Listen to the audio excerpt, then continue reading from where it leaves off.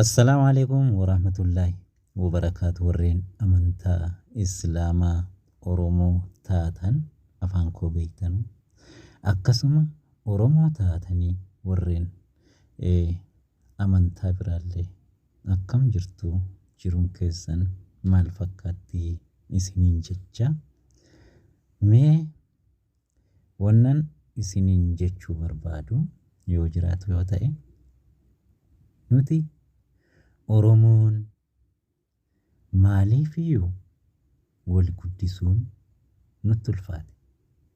Maaliif immoo wal bira dhaabbachuun karaa TikTokiitiinis haa ta'u, karaa YouTubiinis haa ta'u, karuma fedheenu maaliif nutti jabaate? Maaliif jettee maaliif jechaa jira gurbaan kun jechuun keessan afaan qabu. Wannan jedhu mee TikTokan koo kana keessa seenee isin agarsiisu. Eenyu follow na godhee Oromoon keenya hangamtu jiramoo? Warreen biraa hangamtu jiramoo? Dhugaa Rabbiitti yoon isiniin jedhee TikTokan koo kana keessa wanti jiru Somaalee warreen Arabaa warreen soddaa wayin kotte duudaa jettanii hawaamtanu sanillee jarreen kanatu narratti baay'ata. Natti maaliifuu akkas ta'ee maaliifii warreen kun narratti baay'atanii kan jedhu xirixirii natti wayin immoo natti dhaqaamee jira jechuu kooti. Mee waliin aseennu Shimallisaa profiilii kan koo kana yeroon seenu ani har'a 11,700 yeroon ta'utti Oromoon keenya wanni na jala jiru xiqqoodha. Xiqqoodha dhugaa Rabbiitiin isiniin jedha.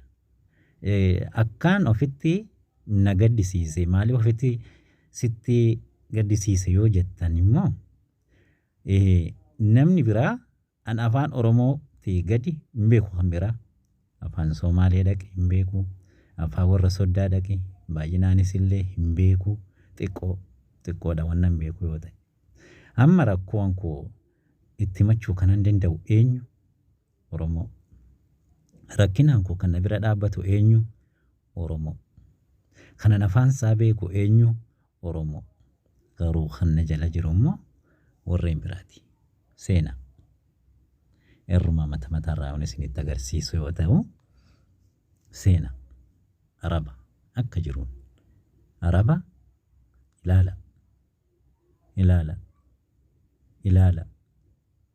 ilaalame dhugaa Rabbiin isiniin jedha Oromoon hin jiru.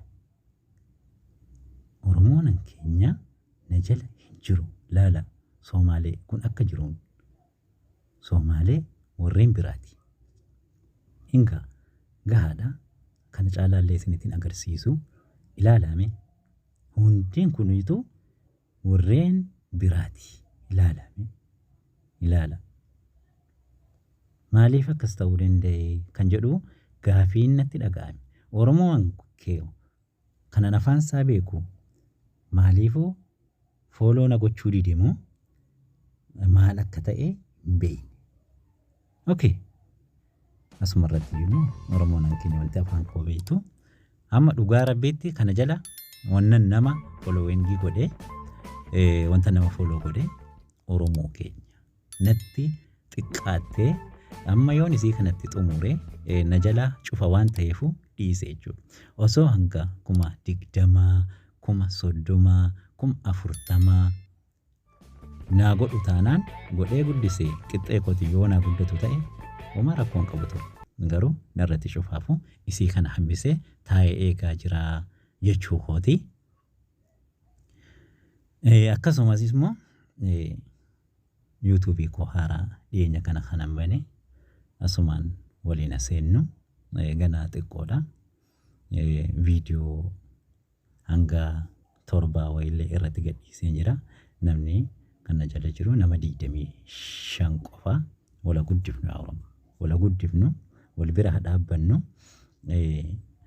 Aappii ana asirratti gagadhiise kanallee buusaatii sobamoo dhugaadha jedhaa itti fayyadamaa ilaalaan isiniin jedha. Aappii kanaafi kan aappii lama wayitii kanan gadhiise kana irratti fayyadamaatii ilaalaan isiniin jedha. Wal bira dhaabbannu. Akkasuma warroonni illee gara yuutuubii koo kana dhuftan yoo jiraattan koomentii naa kaa'atii maamila taanaa naan jedhaa isiniin jedha. TikTok immoo arrabbiin sodaadhaa siin jedhu waan namni hojjete tokko jedhee dhugaa rabbiitti rabbiin sodaadhaa siin jedhu laayikii kootii fi fooloonan koo wallaayii dhugaa rabbiidha kan isiniin jedhaa jiru. Oromoon keenya na jalan jiru waan ta'eedhaaf fooloonaa godhaan isiniin jedha. Mee biran dabarfatinaa hundi keessaniyyuu. Assalaamu alaikum wa rahmatullaahi wa barakaatuhu isiniin jedha. Mee itti hirmaadha naaf jiraadha Oromoon.